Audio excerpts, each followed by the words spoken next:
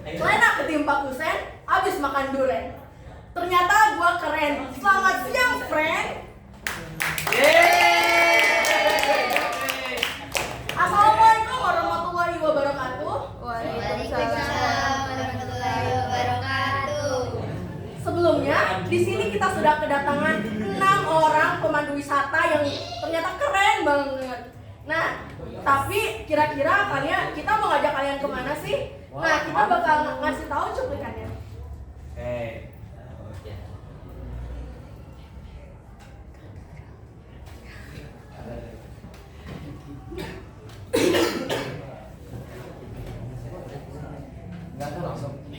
Nah, teman-teman, nih ini adalah cuplikan video kemana sih tempat yang bakal kita ngajak kalian nih.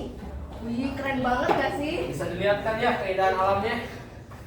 Udah nggak bisa diremehkan lagi di tempat ini. Ini adalah salah satu pemegang bukan hanya terumbu karang tapi pariwisata terbesar di Indonesia.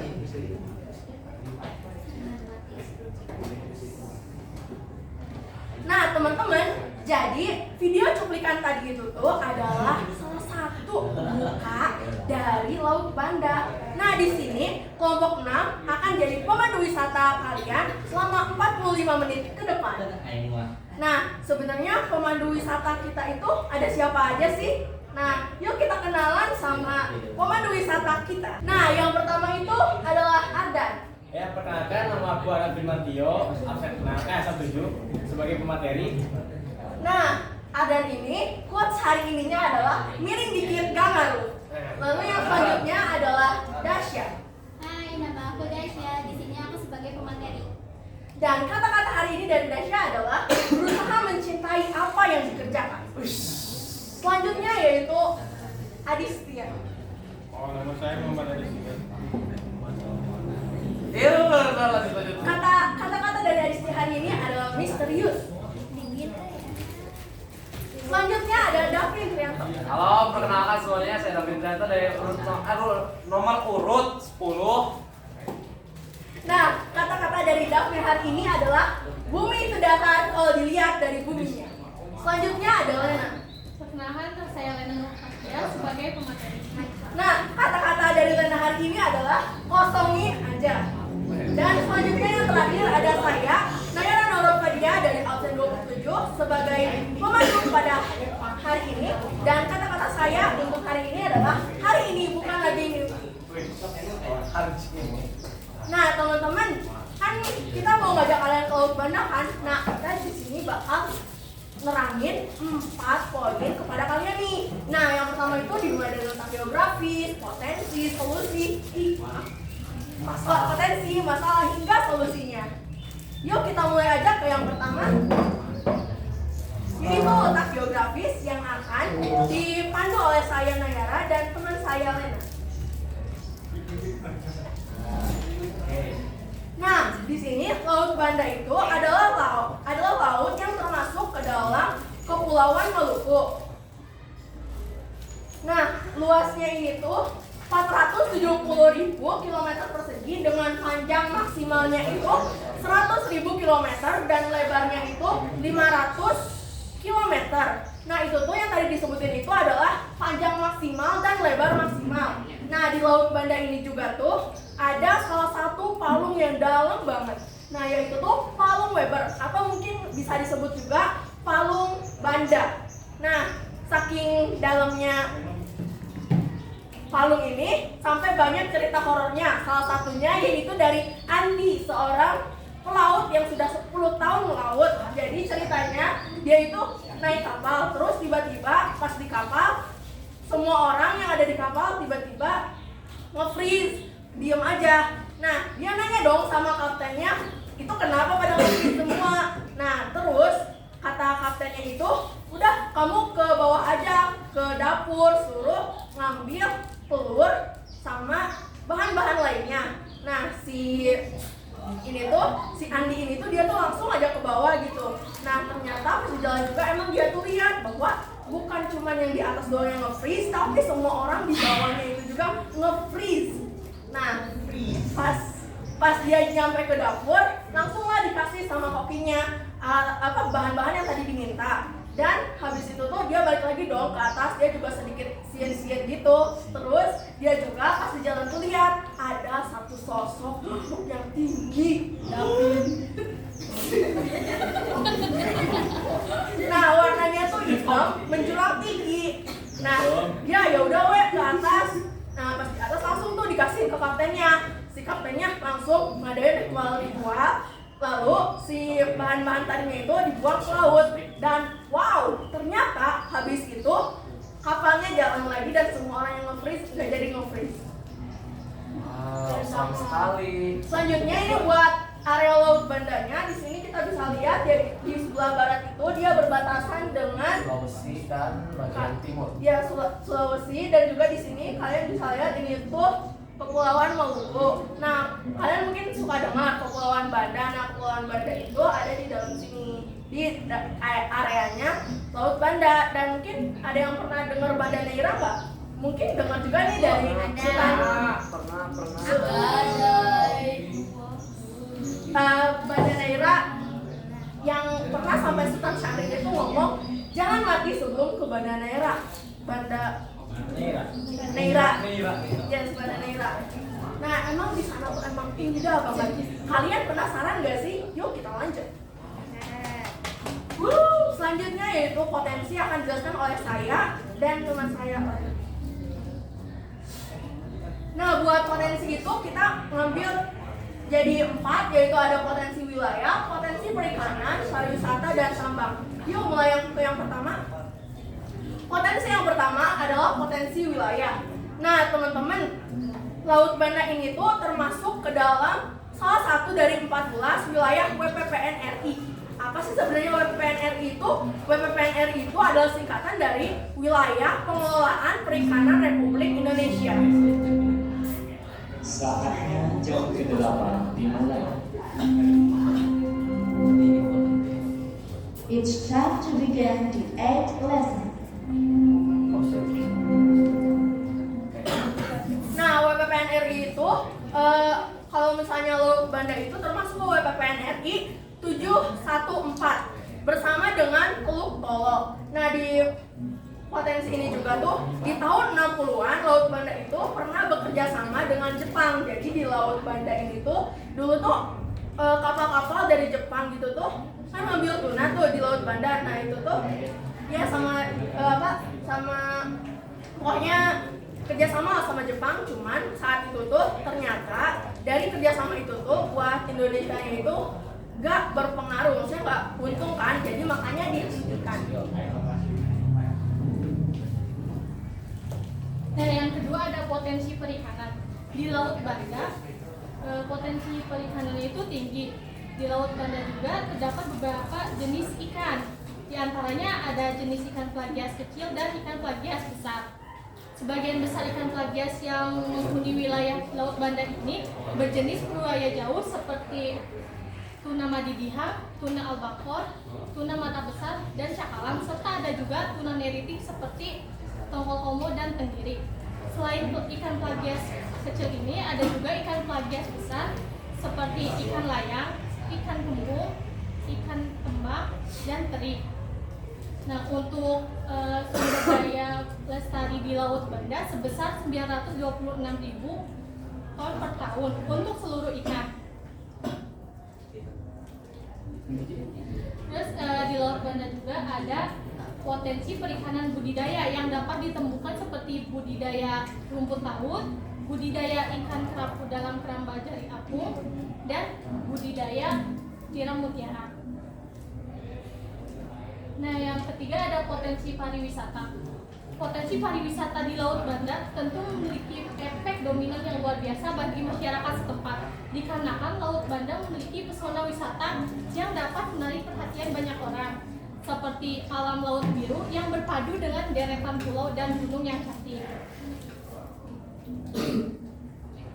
Nah, dari segi wisata alam, Laut Banda memiliki gunung api dan pemandangan alam bawah laut yang mempesona. Pemandangan alam bawah laut di Laut Banda ini dilengkapi dengan beraneka ragam flora serta fauna.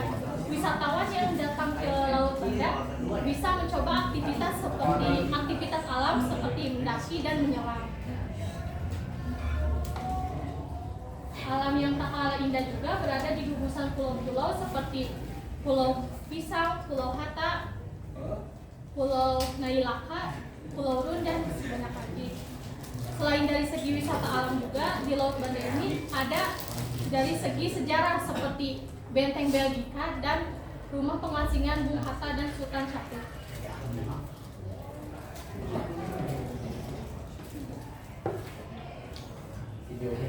Ini buat potensi pariwisata yang ada di Laut Banda.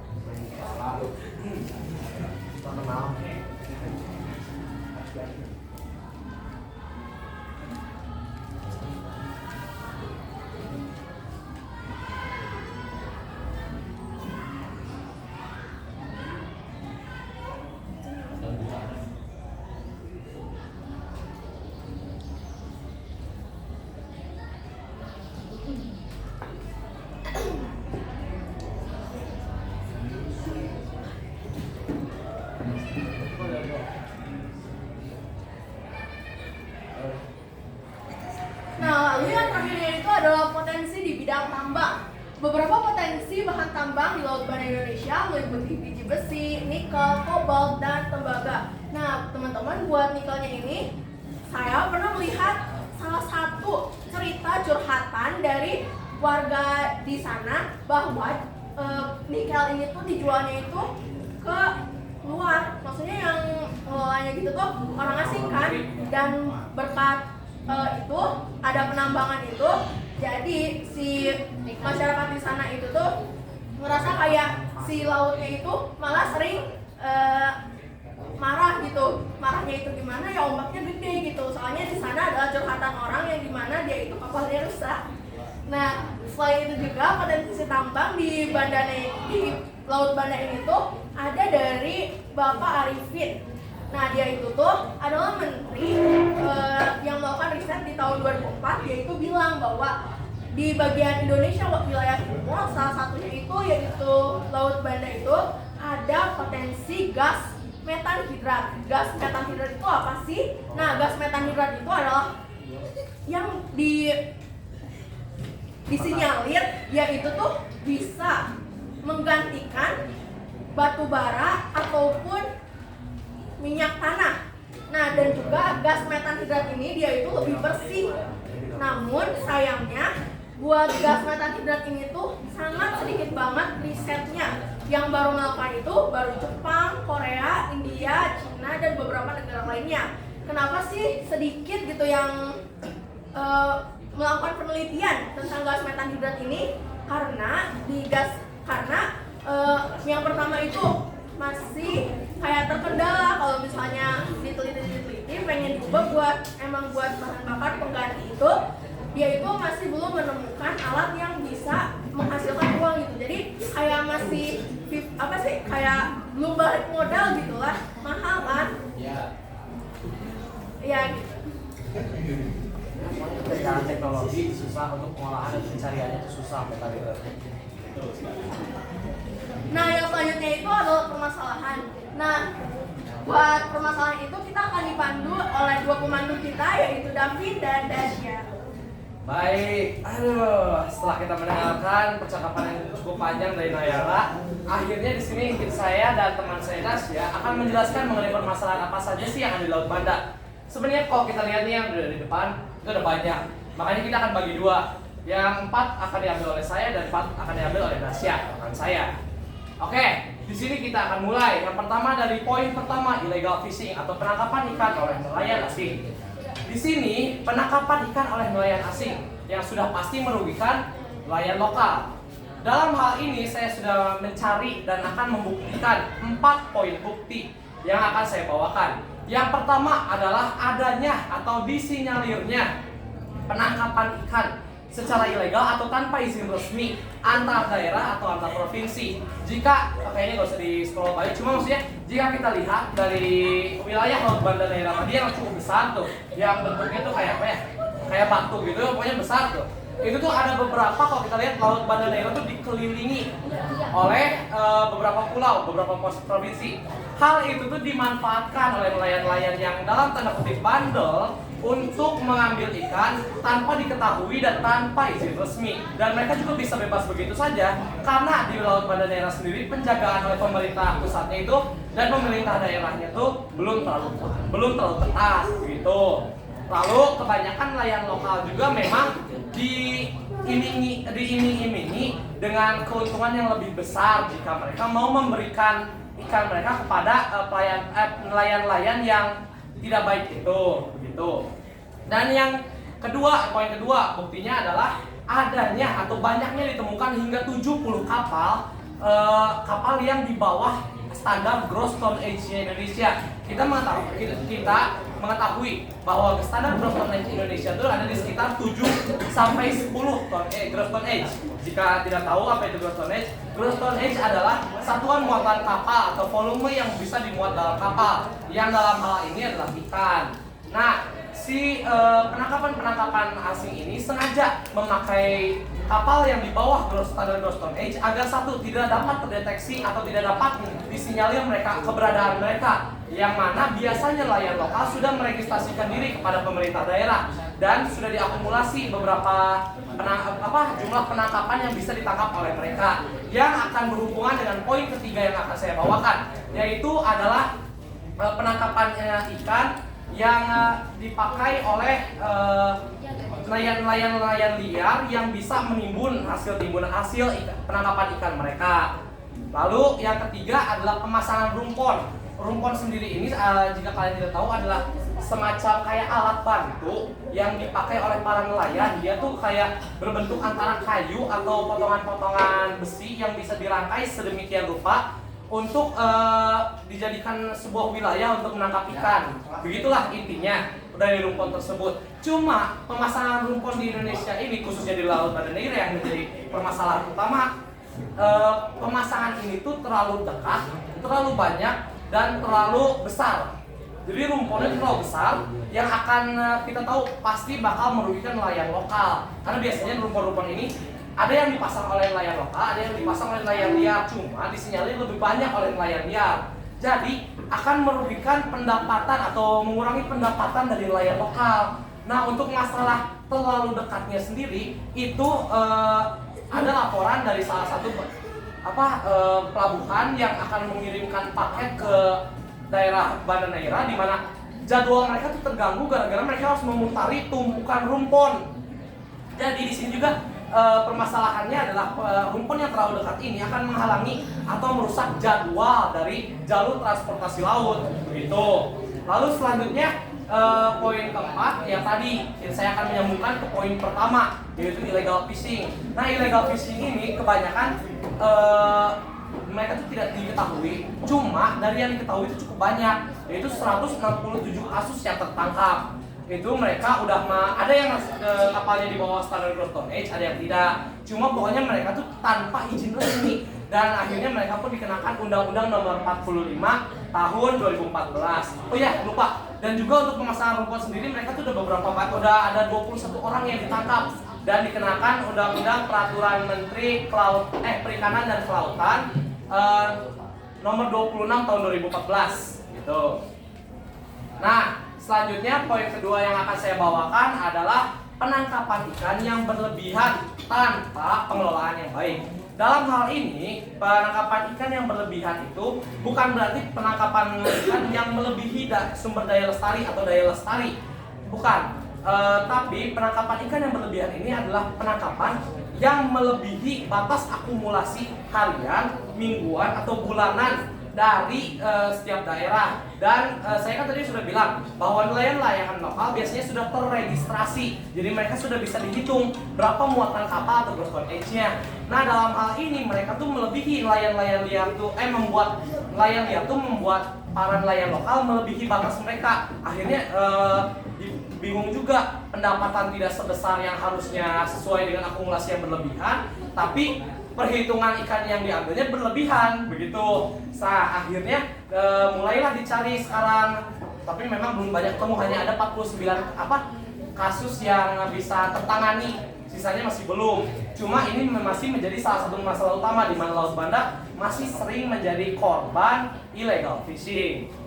Dan yang ketiga adalah hal yang jelas, yaitu kerusakan terumbu karang. Nah, kerusakan terumbu karang ini dia biasanya diakibatkan bukan hanya pengeboman dan bahan kimia. Memang itu adalah salah satu faktor utamanya. Cuma masih banyak hal lain yang bisa mempengaruhinya itu. Walaupun sudah saya tadi katakan di awal, Banda Neira itu terkenal dengan jumlah dan keindahan dari terumbu karang mereka. Jadi sebenarnya yang rusak tuh, kalau dari data yang saya dapat dari kompas.com, dari Kementerian Kelautan, itu ada 13,7%. Beda sih kalau yang ada yang menyatakan bahwa 14%, ada yang menyatakan 14,5%. Cuma itu di bawah standar dari masalah berat. Jadi masalah itu sebenarnya masalah kerusakan terumbu karang ini tidak terlalu berat. Cuma memang mempengaruhi ekosistem laut saja. Gitu. Lalu yang keempat adalah pemanasan global dan perubahan iklim. Poin keempat ini sebenarnya sangat bersangkutan dengan poin ketiga. Mengapa? Karena pemanasan global dan perubahan iklim ini meningkatkan salinitas atau kadar garam di air laut yang akhirnya bisa merusak hampir seluruh ekosistem laut yang ada. Mulai dari terumbu karang yang bisa mengalami pemutihan atau mungkin kerusakan terumbu karang dan yang lain-lain. Pokoknya dari empat poin yang sudah saya bawakan tadi itu sudah jelas dan memang sudah pasti. Mau dari manusia itu sendiri, mau dari alam atau hal lainnya, keempat poin ini menjadi salah satu masalah utama di Laut Banda. Dan selanjutnya keempat poin berikutnya akan dijelaskan oleh rekan saya, Dasya Septiani. Nah, untuk permasalahan Laut Banda yang kelima yaitu pencemaran laut, pembuangan limbah industri, penggunaan bahan bakar fosil, dan kegiatan pariwisata yang tidak ramah lingkungan dapat menyebabkan pencemaran laut di sekitar Laut Banda. Pencemaran laut dapat mengakibatkan kerusakan di kehidupan laut dan juga dapat mengancam kesehatan manusia yang bergantung pada sumber daya laut. Yang keenam, ketidakadilan sosial dan ekonomi.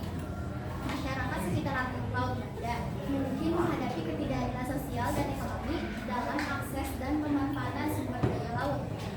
Penguasaan oleh pihak-pihak tertentu dan juga praktik-praktik yang tidak adil dapat membuat kesenjangan sosial dan juga ketidakadilan ekonomi. Yang ketujuh, untuk contohnya itu tadi kan udah disebutin sama Davi, itu yang rumput pemasangan dan juga pemakaian kapal yang mungkin melebihi Stone Age. Nah, itu si rumputnya itu dipasang dari jarak awal si laut menjadi 1 mil, padahal kan harusnya 10 mil. Nah, itu kan dapat membuat kericuhan masyarakat, karena kan itu juga hak masyarakat Laut Bandanya. Nah, itu contohnya tuh. Yang ketujuh, produksi perikanan di 2 wilayah pengelolaan perikanan atau WPP Laut Banda atau WPP Maluku Tengah, yaitu WPP 714 Laut Banda dan WPP 716 Laut Maluku baru terserap 16,3%. Itu artinya masih ada 83,7% lagi produksi perikanan yang belum terserap. Yang kedelapan, perairan yang sulit. Laut Banda dikenal memiliki kondisi perairan yang cukup sulit bagi para nelayan tradisional karena adanya arus yang kuat, kondisi cuaca yang tiba-tiba berubah, dan juga kedalaman laut yang bervariasi. Hal ini dapat mengakibatkan kegiatan penangkapan ikan lebih berisiko dan juga lebih menantang para nelayan. Oleh karena itu, penerapan teknik navigasi yang tepat dan juga pengetahuan lokal sangat penting bagi para nelayan dalam menghadapi tantangan ini. Baik, sebelum lanjut, di sini akan sedikit menambahkan bahwa teman saya Dasya tadi sudah sedikit memberitahu 16,3% daya serap ikan. Di sini tuh 100%-nya bukan berarti seluruh ikan yang ada di di Laut Banda bisa diambil, namun ada batasnya yaitu 52,49% dari total daya lestari yang diperbolehkan di Laut Banda begitu. Nah, tadi kan kita udah bergaul tuh sama 8 masalah yang tentunya nggak mengenakan. Nah, sekarang kita akan beralih ke solusinya. Jadi dari masalah-masalah tadi ada solusi-solusinya. Nah, solusinya ini kita ada solusi pemerintah dan solusi kelompok yang akan dijelaskan oleh pemandu kita Arban dan Adis. Untuk solusi pemerintah, yang pertama, para nelayan Pulau Banda diminta untuk menggunakan alat tangkap ikan yang ramah lingkungan. Di sini para nelayan dilarang menggunakan alat tangkap yang berbahaya. Contoh alat tangkap berbahaya adalah bom, racun, kata harimau. Yang kedua, nelayan juga perlu pendamping pemberian bantuan alat tangkap. Karena alasan nelayan melakukan destructive fishing karena tekanan kebutuhan ekonomi maupun terkendala sarana dan prasarana operasional melaut, apalagi di tengah tren hasil tangkapan yang menurun. Yang ketiga, penurunan daerah penangkapan ikan. Penutupan daerah penangkapan ikan. Dilakukannya penutupan daerah penangkapan ikan adalah sebagai waktu pemilihan ikan. Yang keempat, pengumpulan sampah sebanyak 2.496 kilo sampah berhasil dikumpulkan di Taman Wisata Perairan Laut Banda.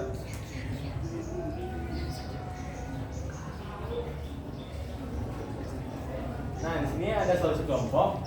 Jadi, menurut pandangan kami, seluruh masalah ini bisa diatasi dengan dua cara, yaitu memperketat keamanan wilayah Laut Timur, termasuk Laut Banda, dengan memperhatikan kebutuhan penduduk dan membuat pangkalan militer, pelabuhan dan lain-lain untuk mendukung kesiapan militer penjaga. Yang kedua, pemusatan edukasi teknologi dan usaha menggunakan teknologi berbasis ramah lingkungan pada warga sekitar yang berprofesi sebagai nelayan untuk membuka peluang usaha dan memberdayakan daya lestari dari laut dengan tetap menjaga keamanan salinitas laut.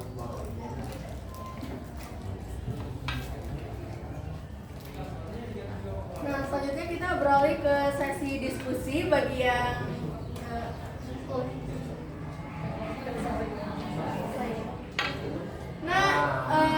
boleh yang ada pertanyaan diajukan.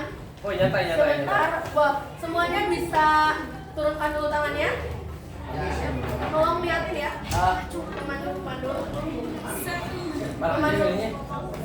Pemandu tolong dibantu. Kita akan masuk sesi tanya jawab sekarang. Sepertinya sudah banyak banget yang harus semangat. Kepo nih. Kita akan mulai.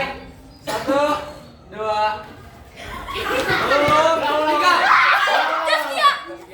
Coba jelaskan kembali tentang illegal fishing menggunakan bahasa isyarat. Naon deui yo saya salah. Bu, gak bener, Bu. Ayo ulangi 1, 2, 3. Si parah. Kala aku udah main kesana. Nah, tadi kan sudah dijelaskan kalau Banda Daerah itu memiliki keindahan terumbu karang kan? Iya, benar sekali. Aku mau nanya, ada berapa jenis terumbu karang yang berada di Laut Banda? Dan boleh nggak sih sebutin manfaat terumbu karang tersebut itu untuk apa? Nanti aja jawabnya ya. Rumput laut. Nanti aja jawabnya. Iya. Oh ya, sok ditampung Terima dulu. kasih. Oke, yuk Ya, Dapi, pertanyaan semangat. selanjutnya. 1, 3. Oh, ini. Gimana? Gitu yaudah, sok Ipana. Saya Ipana dari kelompok Laut Halmahera. Saya Ais, mau tanya, silakan. dari semua potensi pariwisata yang ada, apa pariwisata yang paling terkenal dan paling rekomendasi dari kalian? Terima kasih ya. Nanti ditanya dulu ya. Gampang. Oke, terima kasih atas pertanyaannya. Selanjutnya 1, 2, 3. Topik. Nama saya Topik. Saya mau Silakan. tadi kan udah jelasin masalahnya kan ada 8. Oh iya. Nah, kalian bisa kasih bukti nggak, bukti real kalau pemerintah udah turun? Oh, solusinya Nah, berarti. ada nggak datanya kalau pemerintah udah real buat coba ngatasin? Oh, kayak misal pada tahun sekian. Iya. Gitu. Ya, Yang Dapin, jelas, yo. Udah ditulis. Dapin yang kelompok Oke, kalian boleh nggak? saatin selanjutnya. Tadi udah berapa sih? 3 ya? Katanya 3. Maksimalnya 6. Maksimalnya 6. Udah mau habis sih. Waktu kita juga kayak gitu. Presentasi kan nanti ada satu lagi, guys. Iya. Jadi ini gitu loh. Oke, yuk. Lanjut. 1, 2, 3. Naswa. Kasih. Astagfirullah. Ya udah, ikat dulu tuh sana. Ya udah tuh sok. Besok tuh cepet. Perkenalkan, nama saya Sasika Mananya. Bes. Kan Pulau Banda itu kan indah banget. Tapi saya sebenarnya karena kurang tahu ya. Tapi setelah kenapa kok Pulau Bali kayak lebih terkenal gitu? Aku tahu ya jawabannya. Oke. Sok, silahkan selanjutnya terakhir. Nah, Mual deh. Udah banget. Masih kita kelamaan nantinya. Oke. Yuk. 1, 2, 3. Jangan aswa ayolah. Perkenalkan, nama saya Nasional Alia. Ya, silakan. Sok. Kan tadi di solusi pemerintah ada nyaranin menggunakan menangkap ikannya itu menggunakan alat yang ramah. Alat yang ramah itu yang kayak gimana? Oh, yang lama. Iya. Lagi mau. Udah. Ya udah sok. Oke, terima kasih atas pertanyaannya nih yang terakhir. 1, 2, 3. Ya udah sok. Udah berdiri. Farah, silakan. Perkenalkan, nama saya Farah Nelardianti. Tadi kan di pertambangan ada harta karun kan yang namanya metanhidrat. Ya. Nah, tapi kan belum tersentuh. Nah, kalau itu udah tersentuh, dampak positif sama negatifnya itu apa? Aku tahu. Oke. Oke, terima kasih atas pertanyaannya. Dari yang saya ingat dulu ya Farah. Nah, di sini saya mau menjawab. Dalam industri memang metanhidrat itu belum terlalu terkenal dan pemakaiannya masih terlalu sulit, khususnya di Indonesia yang masih tertinggal jauh teknologinya dalam hal pengelolaan, eksploitasi dan pencarian. Karena kita juga melihat potensi dari metanhidrat ini hanya sebesar 100 kilo ya, 120 kilo kan? Nggak tahu. Jadi dia aku tahu sekitaran yang aku baca itu 120,3 kilogram saja di Laut Banda, itu pun yang hanya di Singapura. Memang tadi positifnya apa? Positifnya selain kita bisa mendapatkan bahan bukan hanya bahan bakar sih, bahan pemakaian untuk bahan industri lainnya yang ramah lingkungan, metanhidrat ini juga tergolong mudah dipakai gitu. Seperti itu doang sih sebenarnya, aku cuma ngomong biar panjang aja. Gimana? Farah udah terjawab? Sama izin menambahkan dampak negatifnya yang dari artikel yang saya baca itu gas metanhidrat ini tuh kurang ramah buat atmosfer. Jadi kalian pasti ingat kan rumah kaca, Ya, global warming. kaca. Nah, dengan metanhidrat itu kalau dia langsung lepas ke atmosfer atas yang ada bagian ozon, nah dia itu tuh memperparah si global warmingnya, memperparah si efek rumah kacanya. Terima kasih. Kan emang metanhidrat sih dia lama terurai, makanya dia jadi efek rumah kaca yang parah. Oke, tadi teh ada yang ini lagi. Yang mau jawab lagi apa sih? Siapa ya? Itu salah. Oh, solusi pemerintah yang jelasnya apa gitu kan? Nah gini, solusi pemerintah tuh waktu tahun 2021 kemarin itu tuh sudah ada penangkapan 74 orang sebenarnya. Cuma 74 orang ini hanya tadi 49 kasus yang tadi tuh, 49 kasus tadi yang baru tertangani. 74 orang ini teh dia tuh bukan hanya dari golongan orang-orang yang memakai kapal yang antara di bawah gross tonnage atau di atas gross tonnage illegal fishing tadi, tapi mereka juga memakai rumpon yang berteknologi tinggi. Jadi kasarnya, jadi asa ada kayak ikan tuh nggak tahu pakai sinyal gelombang atau apa, jadi mereka tuh langsung masuk, bukan terjerat lagi pakai teknologi tinggi. Tapi mereka tuh menutupi kecurangannya dengan membuat si rumpon itu dari kayu. Jadi mereka tidak bisa terlihat bahwa mereka memakai teknologi tinggi. Akhirnya ditemukan oleh masyarakat setempat, dilaporkan kepada pemerintah daerah, ditindaklanjuti oleh pemerintah pusat, dan akhirnya ditangkaplah 74 orang itu, namun hanya 49 orang yang ditangani kasusnya gitu. Dan juga mungkin untuk dari solusi lainnya, pemerintah juga sudah 4 kali melakukan edukasi masyarakat tahun 2020. 4 kali, aku lupa bulannya apa aja, pokoknya tahunnya itu 2020. 4 kali edukasi Dan kalau nggak salah mereka tuh memang sudah sesuai dengan solusi yang kita berikan berupa teknologi dan pemusatan industri. Oke. Terus tadi kan ada yang nanya berapa jenis terumbu karang. Itu Valeri. Di sama manfaatnya kan. Manfaatnya. Nah, di sini tuh Kepulauan India itu dikelilingi oleh gugusan terumbu karang. Ada waktu kelautan 2012 itu dijumpai sekitar 310 jenis terumbu karang dan juga 500 jenis ikan. Itu kakak logat termasuk terumbu karang. Nah, manfaatnya tuh sebagai bahan baku perhiasan dan industri, juga sebagai bahan obat-obatan, mencegah gelombang besar, objek wisata, pusat penelitian, sumber makanan, dan juga tempat tinggal ikan dan hewan laut. Boleh sebutin satu nama terumbu karangnya? Tuh, oke deh. Ada yang tadi ikan nanya apa? Asal ada yang jawab sama apa? Ikan itu kenapa laut Banda tidak seperti Ini pertanyaan Ipana udah belum? Aku. Oke, begini. Menurut sejarah, aku jawab dulu ya. Ini, menurut sejarahnya, Bali itu sudah lebih cepat melakukan promosi kasarnya. Dan orang-orang zaman dulu juga memang melakukan perjalanan kan melewati area timur. Makanya ada yang langsung ke Maluku, ada yang langsung ke Filipina. Walaupun setelah ada insiden di mana memutari Samudra Hindia itu sulit, akhirnya kan naik ke atas mereka, jadi lewat Banten, lewat Sunda, lewat arah itu. Nah, karena Bali sudah terkenal duluan dan mereka melakukan bukan ekspedisi sih sebenarnya, tapi pengarahan laut arah ke sana, Bali lebih cepat terkenal. Dan juga karena destinasi Bali itu dipengaruhi oleh orang-orang luar yang memang kenalnya sama Bali. Jadi satu kenal Bali itu diberitakannya semua ke Bali. Walaupun memang sekarang dinominasinya juga Bali bukan yang tertinggi karena ada masalah sampah dan lain-lain. Salah satu yang tertingginya adalah Raja Ampat dan juga destinasi terkenal tapi bukan laut gitu. Jadi dia tuh masuk ada destinasi darat dan destinasi laut. Salah satunya Raja Ampat sekarang yang naik begitu. Berarti kan?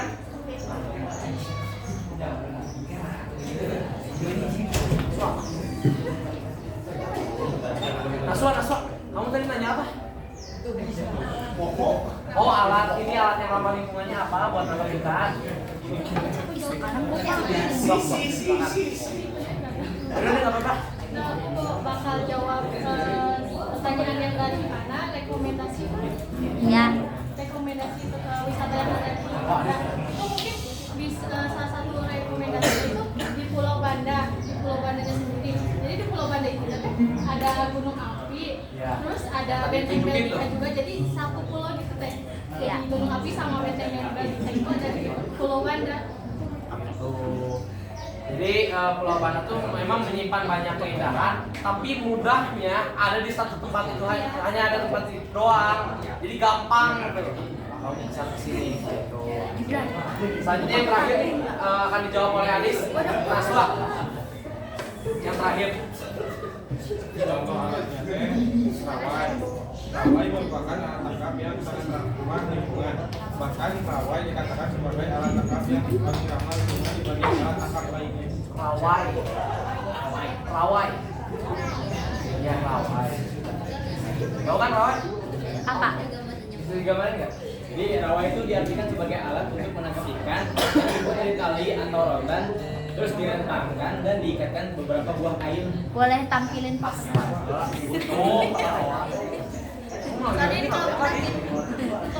Coba mana ke fotonya?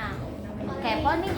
Tidak ada bagaimana lagi. Coba gambarin aja sih, gambarin. Terumbu karang hias. Sok, yang Valeri dulu tambahan tadi. Pit. Azam suka menanya. Ya nih, aku bisa gambarin nih. Nih aku gambarin. Kita mau lancar. Terima kasih Dasya dan yang lainnya. Nih, Iya. rawai itu ini. Ini kan ada Apa kameranya mau geser dulu? Kenapa? Oh kena, sok. Di sini nih dekat. rawai itu kan tadi aku sebutin tuh ini. Ayo, Ya, dari tali atau rotan yang direntangkan di tali nih, tali panjang, nanti itu dibentangin sampai selayar, nah terus diikat ini kayu di sini. Oh iya. Iya tahu pernah lihat Itu nanti ini juga dikasih umpan juga sama itu. Nah, gitu. Semuanya semua, so digambarin pohon Nayara itu kita. Kepada Nayara. Semua tadi udah terjawab? Terima kasih banyak. Karena sudah tidak ada pertanyaan lain, mungkin boleh ditutup. Nah teman-teman, gak kerasa nih waktu 45 menitnya sudah terlewati. Mohon maaf bila ada kesalahan, dan Aisyah, Asyam, thank you ya. Wassalamualaikum warahmatullahi wabarakatuh.